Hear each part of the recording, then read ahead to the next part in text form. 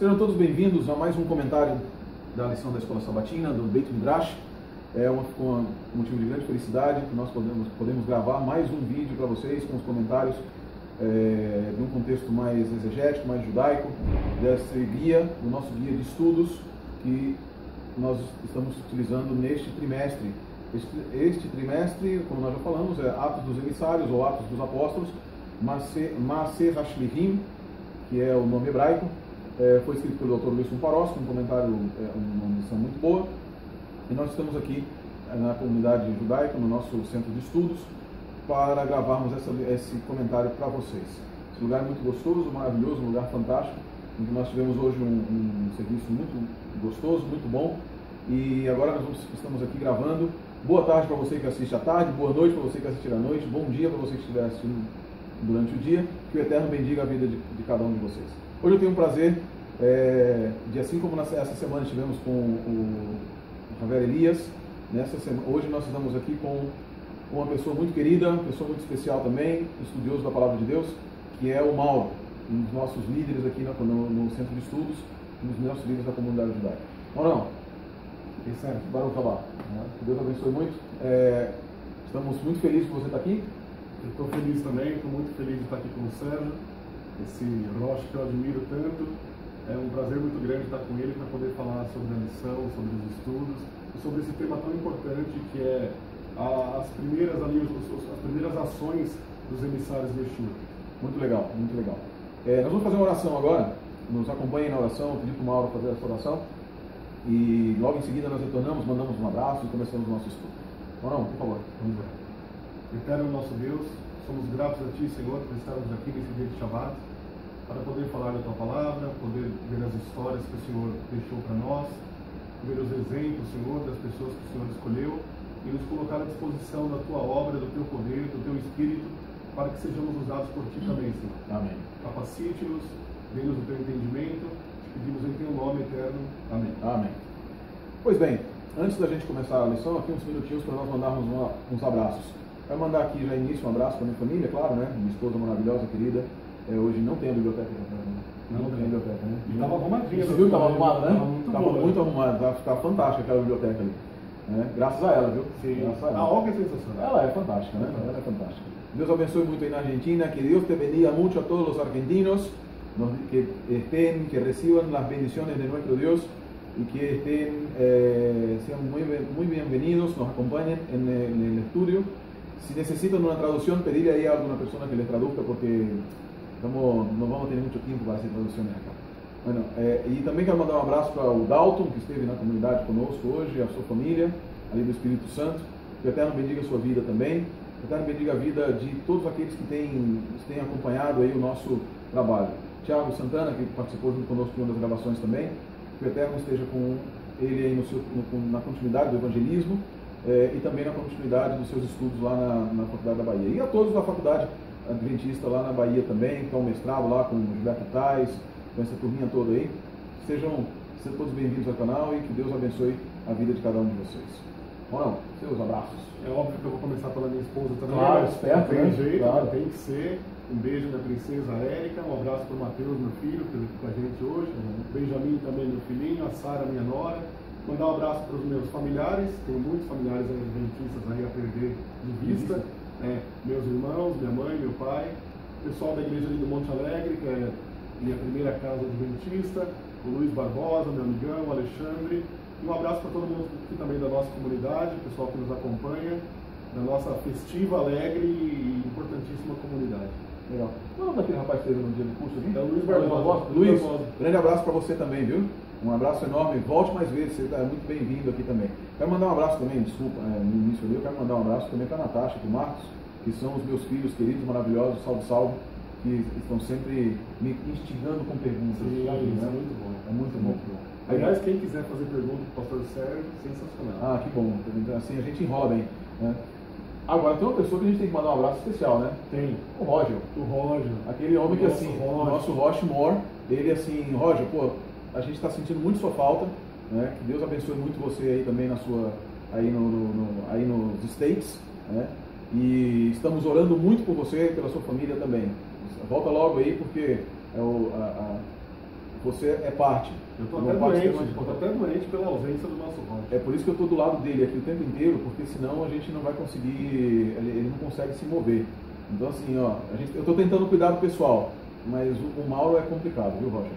Volta logo, volta aí. Queridos, pois bem, muito legal depois do início aí, quebrar o gelo também, né? Quebrar o gelo. Quebrar o gelozinho, legal. Muito bom. Nós vamos falar sobre os primeiros líderes da comunidade. É a lição número 4.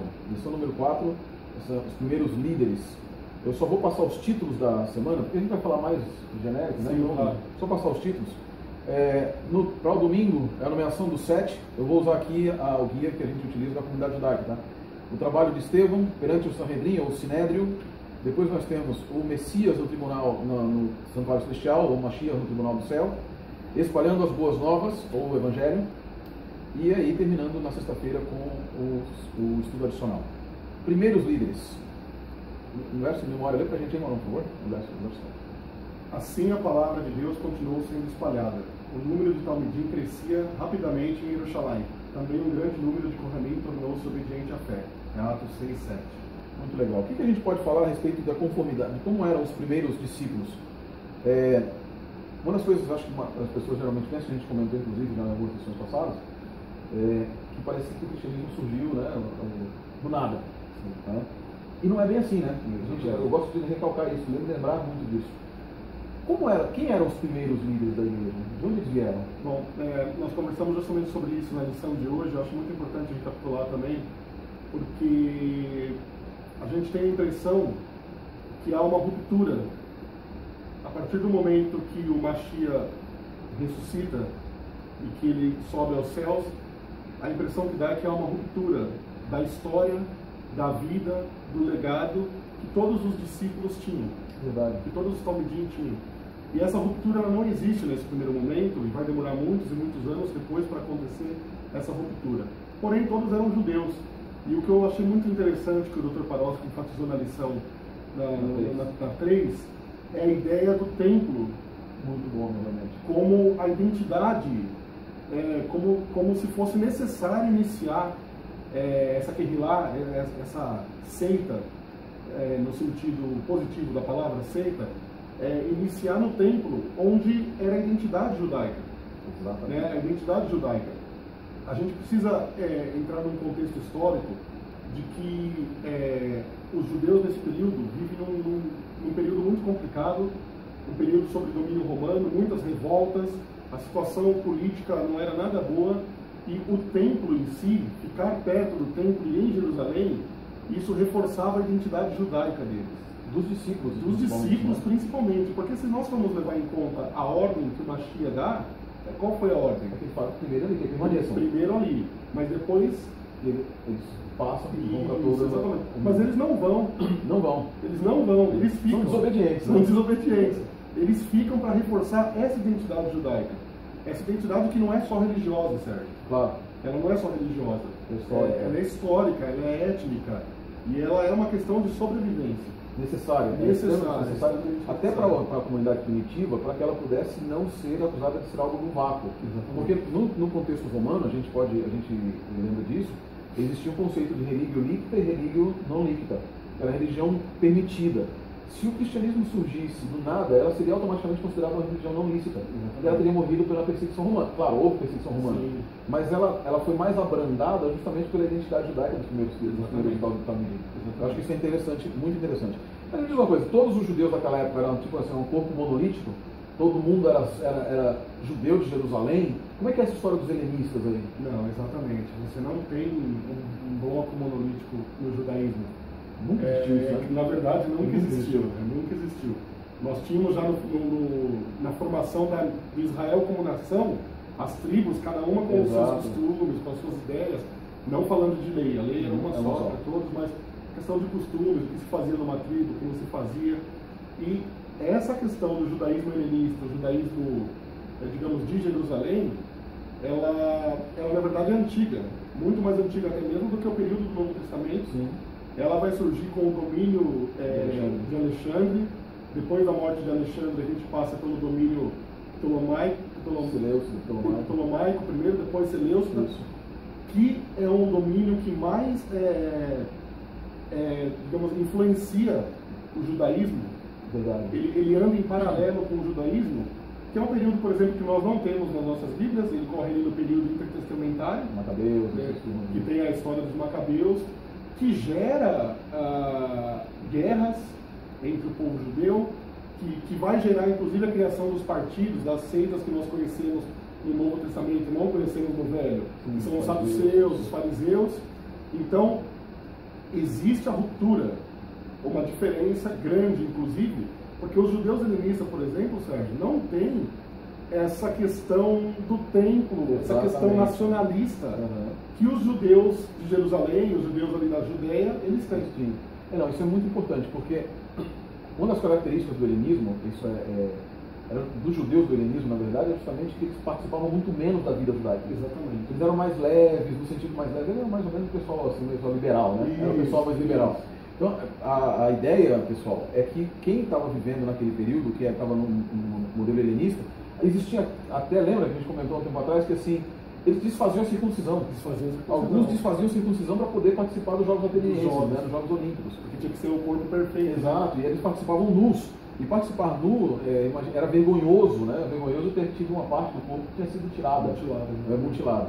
E então você percebe que essas, a gente consegue perceber, pelo que o Mauro estava falando, então que assim, você tem um período extremamente conturbado na história de Israel, que é o período que parece que Deus, assim, de uma forma, até de um senso de humor, ele resolve trazer naquele momento o Mashiach e estabelecer um novo partido no momento que está o judaísmo, que nunca foi monolítico, mas estava mais segmentado ainda. Né? Ele tinha a segmentação política, tinha a segmentação religiosa, tinha a segmentação étnica, e eu estava ontem, inclusive, eu estava conversando com uma pessoa, nos grupos de discussão da comunidade, ele disse assim, que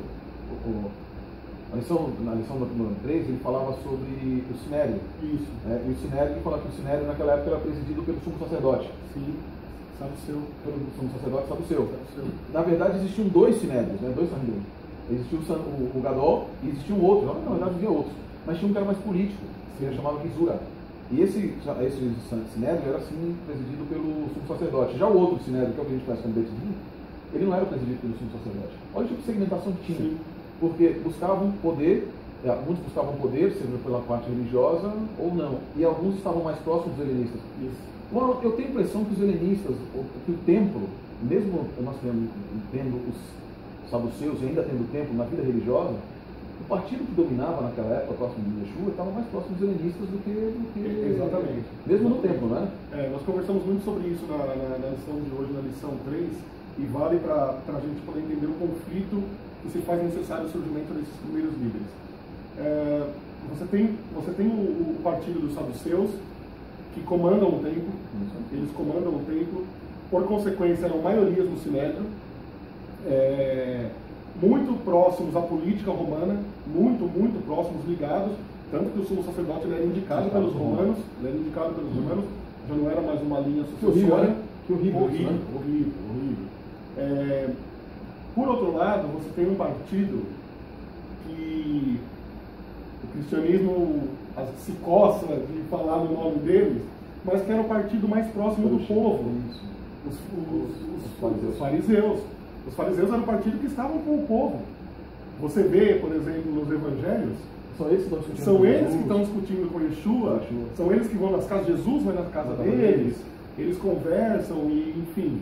E você tinha outros partidos mais isolados, que era o caso dos essênios, dos zelotes, que eram os que queriam devolver Israel na questão política, à força, na guerra. E esse partido dos saduceus, o partido que comanda o templo, que comanda o Sinédrio, ele se preocupa muito, é uma visão que eu tenho em particular, com a popularidade. Verdade. Com a popularidade. Tanto que se a gente for ver no livro de Atos, no capítulo 4, quando eles prendem Pedro e João e alguns outros apóstolos, eles falam o que para ele? Olha, vocês estão por aí falando que nós somos culpados do sangue desse homem. Vocês não podem sair daí falando essas coisas. Estão maculando a nossa imagem. Exatamente, estão maculando a nossa imagem. Como os fariseus já eram mais próximos do povo, a gente vê aqui no verso que a gente leu que o quê? Um grande número de Kohanim, de sacerdotes, tornou-se obediente à fé. Ou seja, a impressão que passa para a gente é que há aí uma disputa não só política, sectária, mas também de popularidade. Verdade. E assim, a gente colocou bastante o contexto judaico. Esses primeiros discípulos, primeiros Talmidim, eles eram judeus, e eles têm agora, depois que o Mashiach morre, eles têm que começar a organizar a vida da comunidade. Exatamente. Né?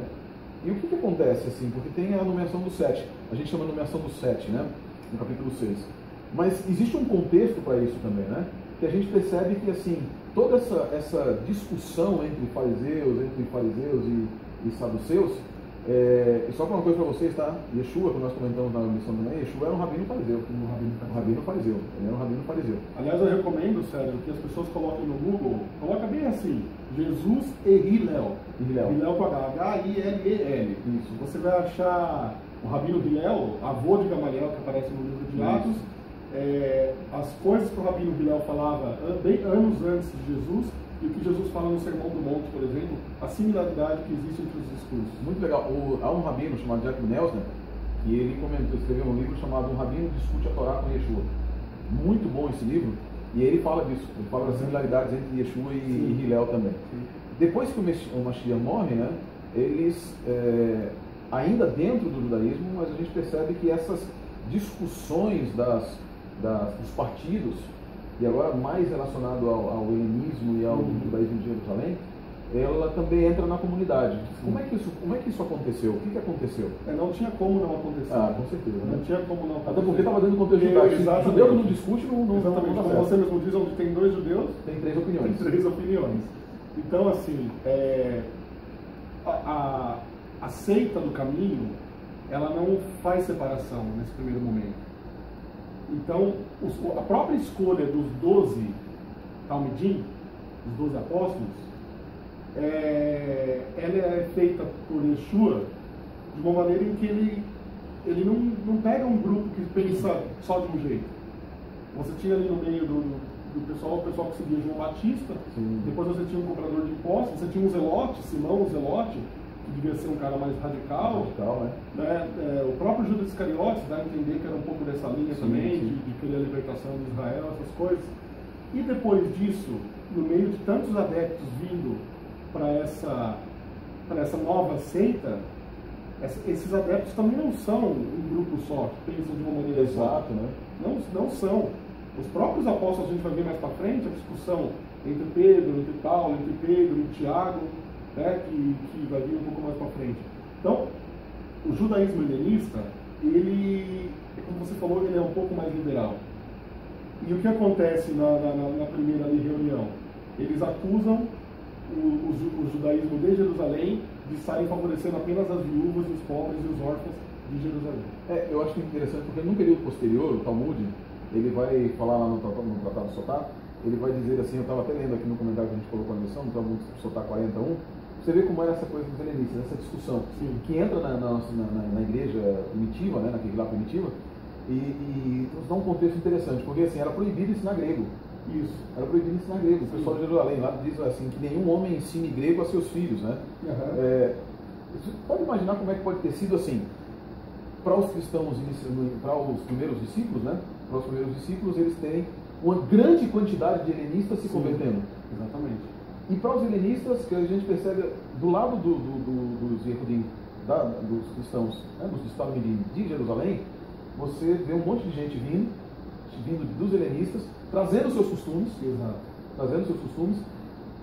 considerando o princípio judaico de manutenção da pureza. Isso deve ter sido chocante. Muito chocante. Para os primeiros discípulos, né? Muito chocante.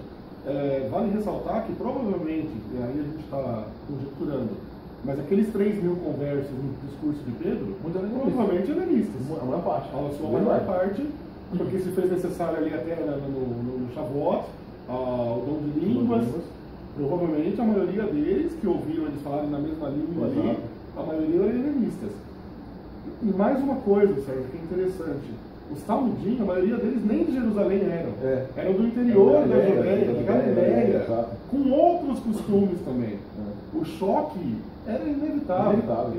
E aí esse choque se transforma em uma discussão muito grande ali, né? gera, por causa desse favorecimento, desse suposto favorecimento, gera a necessidade de expansão. Às vezes, eu percebo muitas vezes, irmão, que assim, Deus trabalha na tese da antítese, é meio hegeliano. Exatamente. Né? É como se, primeiro, você comentou algo interessante no início. Os talmidim, pelo visto, eles não queriam sair. Exato. E Yeshua disse, vão, eles queriam ficar. E aí parece que Deus, ele permite que essas ações e reações, essas diatribes aconteçam no meio da igreja para causar a necessidade de ir, a necessidade de expandir. Eles só vão sair depois que a perseguição se aflora de maneira pesada. E ela começa com 7 aqui, porque do 7 um deles era quem? Estevão. E um deles é Estevão, que é da Sinagoga dos Libertos, que vai causar todo o problema por causa da sua discussão, daquele discurso fantástico que ele faz, né? Isso. Quem era Estevão? Bom, Estevão era grego, né? Ele era um judeu helenista e frequentava essa sinagoga, que pelo jeito era uma sinagoga só de helenistas. Sinagoga só de helenistas, só né? de helenistas. Em Jerusalém. Em Jerusalém. Né? E foi escolhido como um dos 7 que era cheio do Espírito. Deixa eu te perguntar uma coisa, só pra gente, guarda aí, só para um parênteses. Diácono.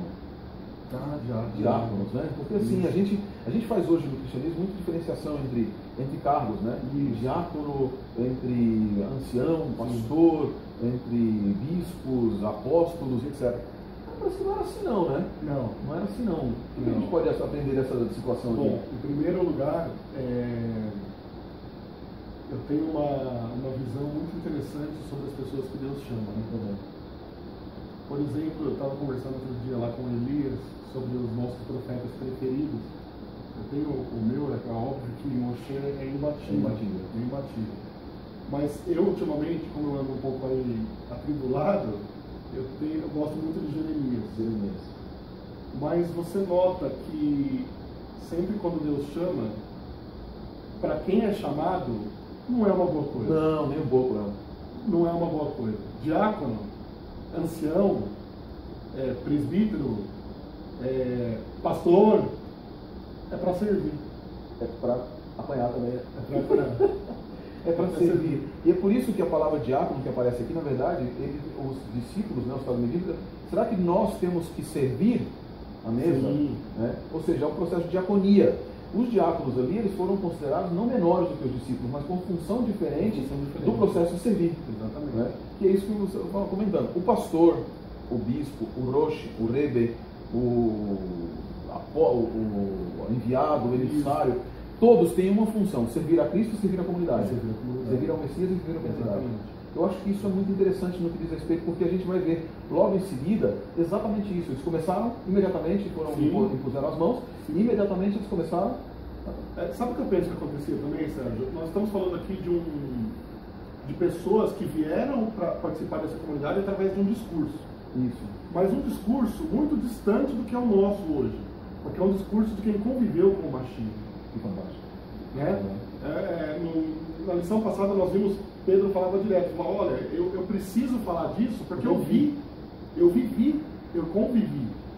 E eu acho que esse pessoal que viveu, que conviveu, os primeiros apóstolos ali, eles tinham, acho que não por si próprio, mas pelo reconhecimento dos que chegavam, falavam, eles viram, eles são diferentes. Então nós aqui vamos servir. Porque eles têm a missão deles, que era mesmo mais pesada. Claro. Era mais pesada. Por que era mais pesada também? Porque eles eram de Jerusalém. Eles eram judeus dali. Dali. Homens que já eram conhecidos pelos sacerdotes, pelos sumos sacerdotes, que já estiveram perante eles. Né? Então, esses outros que vinham, eles sentiram essa necessidade de servir. Eu acho interessante, porque imagina o seguinte, né? Essa dificuldade para eles.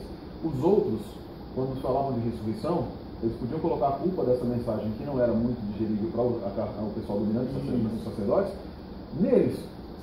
Quem falou foram eles. Exatamente. E eles não podiam dizer, outras pessoas nos contaram, eles diziam assim, nós vimos. Então a carga do testemunho, a carga do peso, da evidência, eram eles mesmos. Imagina que situação. Agora, por outro lado, eu penso também que essa aceitação da palavra, da aceitação do Mashiach por esses judeus helenistas, ela foi fantástica. Sim. Porque muitos deles também poderiam nem crer em ressurreição. Muitos poderiam não crer em ressurreição. E aceitaram de maneira fantástica. A ponto de começar o quê? A servir a comunidade. Que poder transformador do Mashiach, né? Poder Da mensagem do transformador, Mashiach. exatamente. Estevão, vamos fechar o parênteses aqui, a gente falou de diaconia, né? Que isso é importantíssimo. Assim, Estevão, então, ele era um helenista, membro da comunidade ali, e ele vai para dentro do Sinédrio, né? Sim. Ele, eu estava vendo aqui na missão, na segunda, uma das acusações falsas sobre ele, que ele pregava, e engraçado que falaram isso contra o Mashiach também, Exatamente. falaram contra Paulo, contra Shaul, falaram contra Kefa, era o mesmo tipo de acusação, que vai naquilo que a gente comentou no início, que você falou da lição passada, a importância do templo. Isso. E a acusação era sempre contra dois aspectos extremamente importantes. Moshe Rabbeinu, pai da nação judaica praticamente, né? O pai não é Abraão, pela promessa é Abraão, mas pela formação da identidade como nação é Moshe, depois Davi Hamelech. Agora, veja só, a acusação é sempre relacionada a estar contra Moshe e contra o templo. Sim. Eu acho que a resposta de Deus, através de Estevão, no discurso, eleva e mostra que não havia nada disso, né? Exatamente. E vai naquilo que você estava falando, não existe ruptura. Exatamente. Na verdade, eu penso, quando eu estava escrevendo comentários, lendo os comentários, era justamente, ele estava, ao invés de propor uma ruptura, ele estava aprofundando o relacionamento. Não, a integridade da história da nação de Israel. Exatamente, né? Esse Mashiach é a sequência de tudo que nós vivemos. Exato. É a sequência do que nós vivemos no Egito, com Moshe, é a sequência dos profetas, é a sequência de tudo. É a continuidade, né? A tal da linha histórica. A linha histórica. O Mashiach vem nesse período e ele fala com uma... A gente lendo o discurso de Estevão, a gente sente a emoção à flor da pele. A gente sente a emoção à flor da pele. Eu vejo o discurso de Estevão, e aí mais para frente a gente pode falar até de como a teologia cristã vai considerar essa morte de maneira errônea, na minha opinião, mas o discurso dele, a flor da pele, é um discurso de um judeu helenista, mas falando o que um judeu de Jerusalém deveria falar. Exatamente. Né? Exatamente. Um judeu de Jerusalém fala, é a nossa identidade, faz parte do nosso povo, é o nosso Mashiach. Isso é fantástico. Eu li um comentário esses dias, uma pessoa falando, meio antissemita o comentário. Eu só não escrevo esse tipo de comentário antissemita, não, porque a gente fica deprimido pela ignorância. Exatamente. Né, pela ignorância.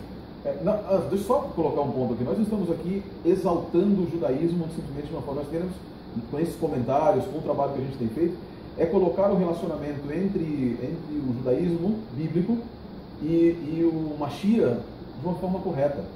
A Brit Hadashah, ela não se opõe, como alguns têm dito, antimissionários têm dito, e muitos cristãos também, né? Sim. Não, o Antigo Testamento ele só serve como base, ou como diziam alguns pais da igreja, o Antigo Testamento ele é desnecessário quando chega o Novo Testamento, usando as expressões normais. A gente hoje não fala nem isso, fala Bíblia hebraica e Brit Hadashah, ou Bíblia cristã, Bíblia grega. Não há necessidade desse tipo de comentário. Uma pessoa fez assim, ele diz assim, o discurso de Estevão, quando ele fala a respeito do templo, dizendo que ele não havia sido feito por mãos humanas, era um discurso que colocava a descoberta a idolatria dos judeus do primeiro século. É um absurdo. Eu não sei quem tirou isso. É um absurdo. Porque essa frase eu até coloquei aqui, né, ela está em 1 Reis 8:27. Ou seja, é de Shlomo Hamelech, né, de Salomão. É ele quem disse que o templo não era feito por mãos humanas, o verdadeiro templo.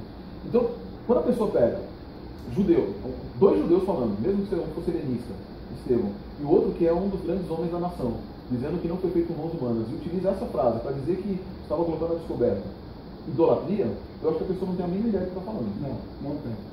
Não tem, porque como nós falamos aqui, o templo era a alma da identidade judaica. Amém. A alma da identidade judaica. Tudo acontecia no templo. Tanto que essas pessoas estavam lá porque elas tinham que fazer as peregrinações até o templo, as peregrinações anuais, as festas, eles tinham que estar lá. Essa questão de idolatria não faz nenhum sentido. Zero? Não faz nenhum sentido. Zero sentido. Inclusive, quem acusa Estevão, e veja, Rocha, quando nós vemos os problemas que quando acontecem, mais para frente a gente vai estudar, por exemplo, o problema com o Shaul, com o Paulo. São pessoas, a maioria dos oposicionistas não são judeus que não creem no Mashiach. São judeus que creem no Mashiach. É verdade. Estevão, ele tem uma posição aqui dentro da sinagoga dos helenistas. Dos helenistas que o acusam de falar contra o templo que os helenistas, em tese, nem estavam preocupados com o tempo. Falsas acusações. Então, da onde a gente menos espera, como esse comentário que você viu, ele vem de dentro da nossa turma, do nosso fogo amigo, né? É fogo amigo. É muito triste. É muito triste, é muito triste mesmo. E qual é a resposta de Deus? A gente está passando bastante rápido aqui, na verdade, para pegar as grandes linhas, né? Primeiro que Estevão, ele faz aquilo, até o próprio discurso de Estevão, ele está dentro da tradição profética da Bíblia judaica, né? A tradição profética judaica, que ele parece que ele quer um rib. O rib é um tipo de discurso no qual se fazem acusações, mas se fazem acusações de afastamento histórico, geralmente de afastamento da Torá. O rib de Jonas, na verdade, ele é um peso, né? Mas Jeremias, o seu profeta preferido, né? Isaías, eles apresentam ribs contra Israel, e o rib de Isaías, o rib de Isaías, de Jeremias, o rib de Amós, o rib de Estevão, eles estão na mesma linha, né? Vamos tentar lembrar aqui mais ou menos como é que é o formato de um rib. Eu digo que Deus começa sempre pelo que a gente até comentou hoje na Derachá, né? Começa sempre pela recapitulação dos atos poderosos de Deus. Deus, efetivamente, olha só que interessante isso quando a gente lembra disso. Estevão começa dizendo que Israel era a nação de Deus. Exatamente. Ele não chega, vocês são uns hipócritas, apostatados, isso e aquilo outro. Ele fala, Deus chamou o nosso povo. E ele começa a falar de nós. O único momento em que ele diz que ele não fala de nós é quando ele fala que eles mataram Yeshua. Sim. É óbvio. Estevão não tinha matado ninguém. Não. Ele era crente. Né? Então, usar esse nós e vós também como um argumento, eu não concordo. Não concordo. Eu acredito que esse nós e vós é uma questão simplesmente estilística, não apenas estilística, mas relacionada ao rib. Porque o rib, os profetas também falam. Daniel, no capítulo 9, ele fala: nós pecamos, mas quando ele vai falar com relação ao povo, ele diz vocês. Né? Não, o próprio Jeremias e Isaías, vocês, exatamente. Eles estão fora, né? Claro. É desse contexto pecaminoso. A resposta de Deus, depois que Estevão faz todo o discurso, e acho que é interessante, acho que um dos pontos mais que causa grande celeuma, na verdade, é a menção à ressurreição, né? A ressurreição. A gente viu na lição passada, e o Dr. Paroski colocou as passagens ali de maneira extraordinária, todas enfatizando que Pedro, João, eles falavam sempre da ressurreição, que devia dar urticárias ali nos saduceus, e Estevão, quando vai falar, ele fala o quê? Exatamente sobre a ressurreição também. E é legal porque, na verdade, você percebe que isso foi até uma estratégia. Porque você automaticamente, na medida em que ainda se... uma estratégia do Espírito Santo, né? Do Ruach HaKodesh, porque ele faz com que, mesmo que os saduceus não quisessem, mas você começa a ter simpatia daquele grupo que lidava com o povo, que eram os Haaretz e os fariseus. E qual é a pregação deles que a gente vai ver em Atos também? A principal crença farisaica era a ressurreição. Sim. Não tinha nada de imortalidade da alma, né? Não sei se você sabe que não tem nada a ver com imortalidade da alma. Só para relembrar, não tem nada a ver com imortalidade da alma. Ressurreição do corpo, né? E eu percebo, e a gente vê isso que Paulo faz, Shaul faz, que Estevão faz, que Kefa faz, que Yohanan faz, todos eles fazem, sempre indo por esse aspecto. Pelo caminho da ressurreição. Mesmo porque a ideia de quem acusava os discípulos, podiam acusar eles do que quisessem. Mas era muito simples acabar com os discípulos. E fosse até a tumba de José, Vou mostrar aquilo lá. pegava o corpo do Mashiach, e falava, olha, está aqui. Acabou o movimento de vocês, está aqui, vocês são mentirosos. E não conseguiram fazer isso. Porque a tumba estava vazia, né? A tumba estava vazia. E aí a tumba estava vazia, onde é que estava o Mashiach? Aí, coisa maravilhosa, né? No momento daquele discurso aflorado, emocionante de Estevão, contando a história de Israel, contando esse afastamento que há, a quebra da aliança, e aí o céu se abre e ele vê o Mashiach à direita de Deus Pai. Fantástico, né? Fantástico. Isso nos lembra o Salmo 110, né? Fantástico. Nos lembra o Salmo 110, né? Porque disse o Eterno ao meu Senhor, senta-te à minha direita, até que eu tenha posto os teus inimigos nos cabelos dos teus pés. Exatamente. Ou seja, mais uma vez o Mashiach cumprindo, não apenas agora na terra, mas cumprindo inclusive no céu, já depois da sua ressurreição e da sua ascensão, cumprindo aquilo que havia visto, que havia sido predito pelos profetas na figura de Davi Hamelech, do rei Davi, né? Exatamente. E qual foi o impacto disso sobre aquele povo? O que Estevão falou? Ele diz assim, lá na lição, é até interessante, que diz assim, ele virou um profeta, ele se transformou em um profeta. Ele diz assim, ó, aqui um dos comentários: no momento em que Estevão chegou a esse ponto do seu discurso, houve um tumulto entre o povo. Quando ele estabeleceu uma conexão entre o Machia e os profetas e falou a respeito do templo, o sacerdote, fingindo-se horrorizado, porém, rasgou as vestes, fingindo-se horrorizado. Para Estevão, esse ato foi um sinal de que sua voz logo seria silenciada para sempre. Viu a resistência que suas palavras encontraram e compreendeu que estava apresentando seu último testemunho. Embora ainda estivesse no meio de sua mensagem, concluiu abruptamente. Ainda havia muito a ser dito, que era justamente a continuidade. E aí, ao invés de falar de palavras, Estevão faz uma declaração, ele vê. E aí ele declara diante deles o que ele estava vendo, né? A morte de Estevão, ela tem uma importância muito grande. É chato a gente falar que uma morte tem uma importância, né? Mas os caminhos do Eterno são do Eterno. São do Eterno. Porque eu imagino as pessoas que estavam ao redor, e aqui entra um personagem importantíssimo para a nossa história, as pessoas que estavam ao redor vendo aquilo, o impacto que aquilo não causou naquelas pessoas. Com certeza.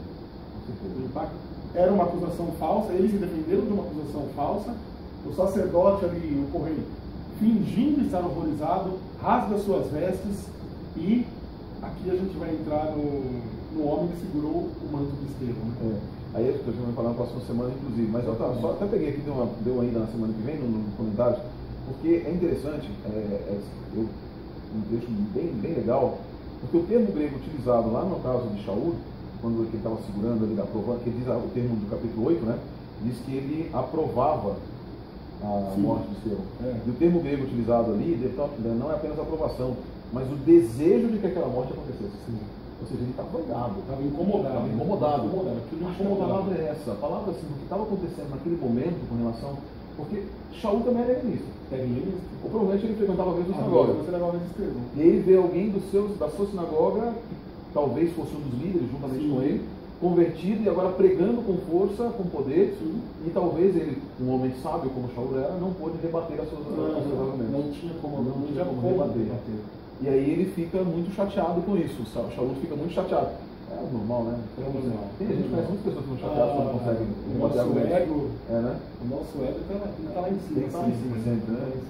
Isso é muito legal. Vamos dar uma adiantada aqui para a gente terminando. Então a resposta de Deus, Mauro, a resposta de Deus para as falsas acusações de que, e eu acho isso fantástico, porque a resposta de Deus para a acusação de que Yeshua falara contra o templo, de que Kefa, de que João, de Yohanan, João, de que até aqui Estevão falaram contra o templo, foi mostrar o templo celestial. Exatamente. O verdadeiro templo. Não feito por mãos humanas. Exatamente. Não feito por mãos humanas. Que fantástico, né? Que fantástico. Tanto que pouco tempo depois aquele templo já não viria mais a existir, né, infelizmente. E é sempre assim. A resposta que Deus dá, ela é a resposta maior do que a gente precisa. É demais, né? Porque a resposta às vezes não é pra gente. É pro testemunho que nós vamos dar. E Estevão testemunhou de maneira magnífica. Fantástico. De maneira fantástica, de maneira magnífica. Eu só gostaria de entrar num ponto aqui, Rocha, que é o seguinte: a morte de Estevão, ela tem a sua importância, tem o seu significado, mas ela precisa parar de ser usada como um marco. Bom ponto para a gente terminar a lição. A gente pode até, na verdade, a gente pode até fechar a lição, porque a gente já falou basicamente de tudo que a lição tinha, a importância de Estevão, e ele, que foi o último ponto que você comentou antes desse toque para a gente falar, desse outro ponto, que é Estevão testemunhou. Exatamente. Ele participou. Com a sua morte, ele espalhou as boas novas. E pela sua morte, os discípulos começaram a perceber que a perseguição ia que eles deveriam sair. Será que não é uma permissão do Eterno para falar, vocês têm que sair? Eu me recordo do autor da lição, o autor do guia, no sermão em que ele fez da minha formatura, quando eu formei em teologia como pastor, ele falou exatamente isso. Ele disse que muitas vezes Deus permite, por exemplo, não era da vontade de Deus que Paulo morresse quando ele morreu. Sim. Não era da vontade de Deus que Estevão falecesse naquele momento. Mas Deus permitiu para que o povo pudesse, primeiro, tirar a sua... sair da sua zona de conforto. Era sair da zona de conforto. Talvez se não tivesse, porque com a crise do 7, a crise entre os helenistas, a morte de Estevão e a perseguição que levanta disso através de Shaul, faz com que os discípulos percebam que eles não podem ficar mais ali só. O sinédrio começava a se dividir. A gente viu no capítulo anterior, no capítulo 4, que o quê? O Gamaliel se levanta e fala, Deixa. os saduceus falam que não, vamos açoitá-los então, vamos liberá-los. Uhum. A impressão que dá é que ia virar essa água morna. Água morna, sabe? Essa coisa um pouco morna. Vai, não vai, Com a morte de Estevão, se acende as fogueiras da perseguição. Exato. Através de Shaul. Uhum.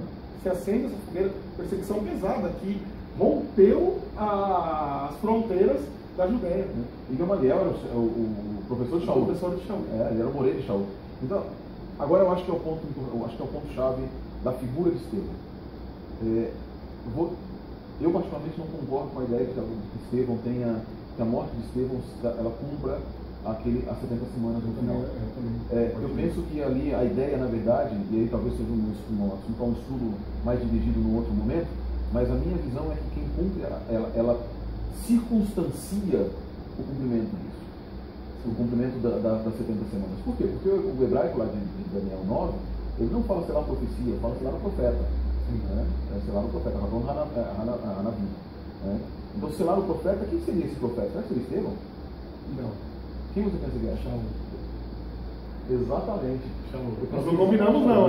Não combinamos não. Penso que é exatamente Shaul, olha só que beleza, né? Porque a mensagem é mais uma coisa magnífica de Deus, né? O humor também, né? É engraçado você pensar que os que viram, que estavam pregando com tanta força e convertendo tantas pessoas naquele momento, não foram os que começaram a pregação aos gentios. É verdade. Não foram. Foi alguém que naquele momento estava perseguindo. Nem a igreja de Jerusalém é responsável por isso. Não estava nem preocupada com nem isso, na verdade. preocupada com isso. A ideia da igreja de Jerusalém é assim, olha, o pregar a todas as nações já se cumpriu no Pentecostes. Em Shavuot que estavam ali representadas nações de toda a terra, né? Ela diz assim, as 70 nações. Mas eu acho então que assim, esse não é o ponto.